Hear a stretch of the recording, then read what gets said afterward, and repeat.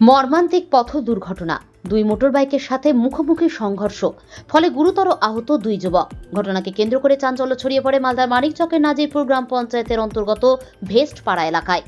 তবে খবর প্রকাশিত হওয়া পর্যন্ত দুই যুবকের কোনো পরিচয় জানা যায়নি।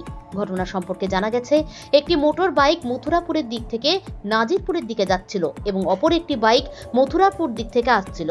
তবে বাইক দুটি দ্রুত গতিতে থাকার কারণে মুখোমুখি সংঘর্ষ হয়, ফলে দুমড়ে মুচড়ে যায় বাইক দুটি। গুরুতর আহত হয় দুই যুবক। খবর চাউর হতে রাজ্য সড়কের উপর ভিড় জমাতে শুরু করে স্থানীয় লোকজন। খবর পেয়ে ঘটনাস্থলে ছুটে আসেন মানিকচক থানার পুলিশ। স্থানীয় বাসিন্দা এবং পুলিশ প্রশাসনের যৌথ প্রচেষ্টাতেই আহত দুই যুবককে উদ্ধার করে মানিকচক গ্রামীণ হাসপাতালে পাঠানো হয়। এইদিকে বাইক দুটিকে আটক করেন মানিকচক থানার পুলিশ। লাল বাইকটা পুরো স্পিডে আসছিল, এই বাইকটা এদিক থেকে আসছিল। এবার আসার পরে দুর্ঘটনাটা এটাই হলো যে আমরা এখানে দাঁড়িয়েছিলাম, আমরাও বেঁচেছি, মানে ওইদিকে থেকে টোটো আসছিল, দুদিক থেকে দুটো বাইক পুরো স্পিডে নিমন্ত্রণ হারিয়ে এই বাইককে মেরেছে, লাল বাইক অ্যাপাচিটা, ঠিক আছে।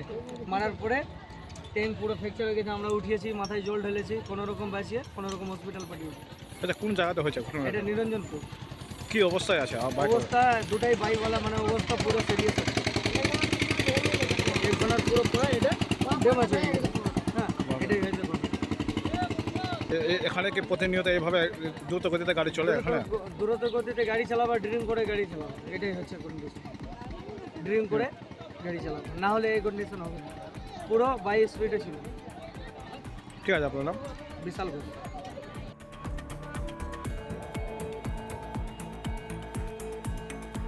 Bureau news Bangla Times.